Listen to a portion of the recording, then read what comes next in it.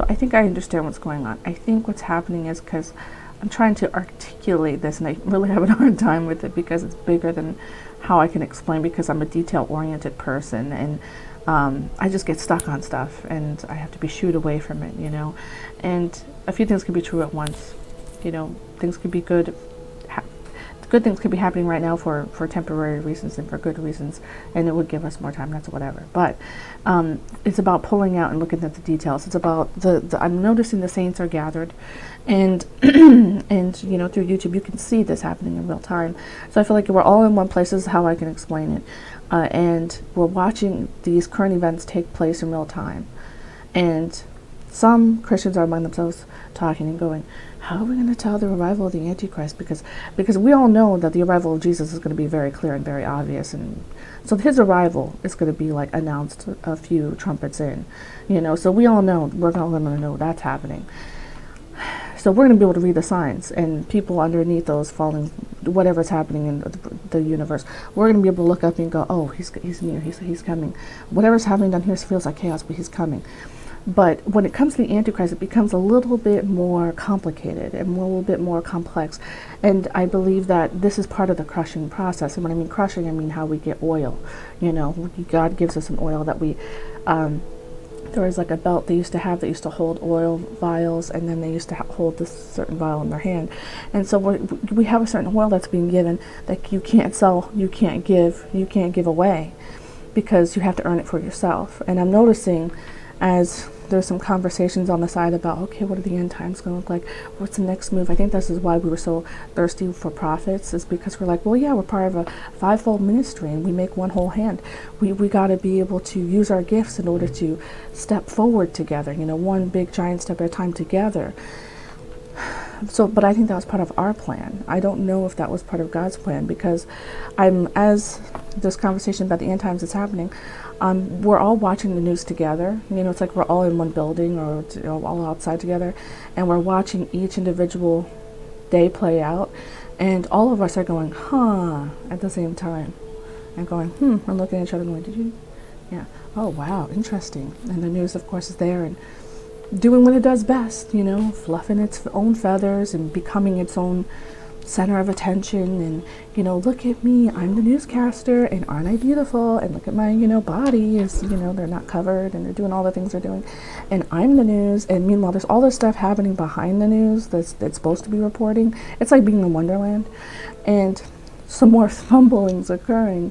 And we're all going, oh, at the same time, like people who watch tennis. And I'm realizing this isn't going unnoticed. It's just on like private mode notice.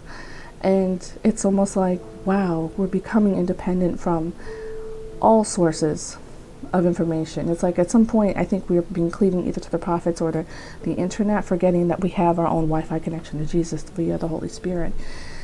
And so when I see these Christians casually mentioning these things and then going on back to prayer, I'm realizing, yeah, this isn't the focus. This temporary and given the extra time we're given isn't really the focus. The focus is learning to walk in this and learning to see things as they are, and being Dorothy and going over and opening the curtain and hit the person behind the curtain going, and the people that you arrived with, you go to show them, and you realize they just don't have eyes to see, and so you just close the curtain and you just participate to watch this all unfold. Because at some point it's like, you can't buy this. You can't, if you don't have them, there's no currency that can buy what this really is, what's really happening. There's nothing that can teach you to see this, because if you don't want to see it, you just won't. And I know, because it happens in my own life. There's all kinds of things I just don't want to see.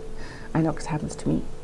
And to see the reaction of the saints in real time going, did you see? Yeah, I saw that. I think that's us saying, when the stage is set and these things play out, we're just going to see it for what it is. And we're going to know that this thing is just taking the old systems and The way the systems are already put in place for it to thread together perfectly, and we're going to see all the threading, and we're going to see that this is not this isn't even refurbishing. This isn't a destroying to build up.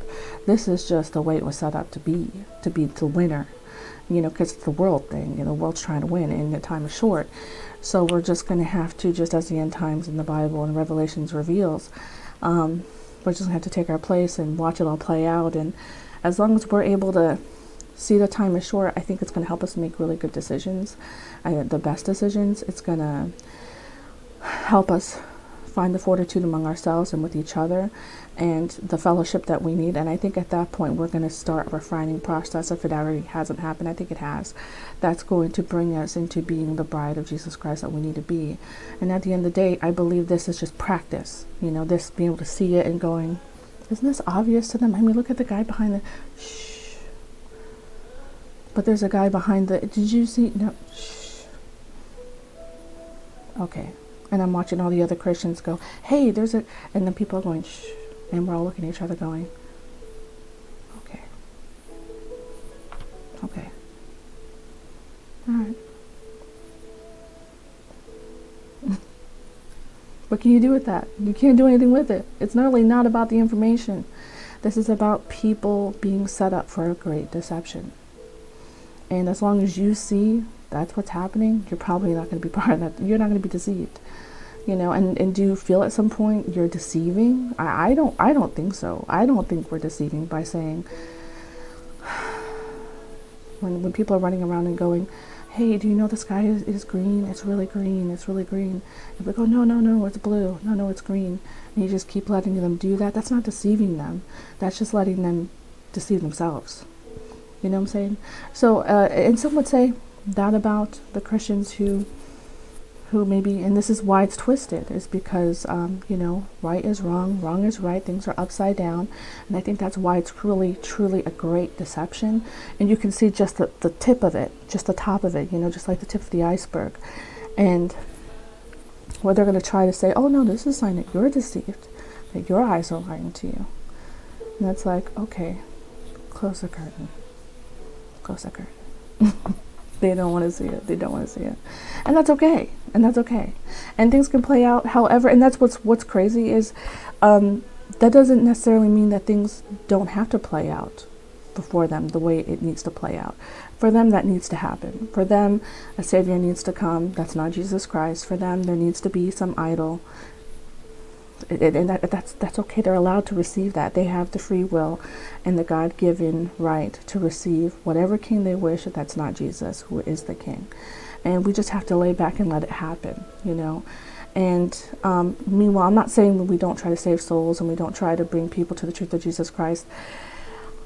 But the people I'm talking about, really, you might think I'm talking about the world. And that's why I'm not emphasizing saving souls, is because I don't think I'm talking about the world. I think I'm talking about his fellow Christians. I really think that's where the true deception will come in, is people who say, well, I'm a Christian too. And that's why it's going to be extra strange, because it's like, you're not God and you can't say yes or no. But you can tell that they're definitely part of trying to not see the guy behind the curtain and see things that are very clearly happening. So I think we're being prepped, our eyes, our ears, to hear the word, to see things come out, and to see each other who are actually noticing and going, isn't this obvious to you? It's like, yes, it's strangely obvious.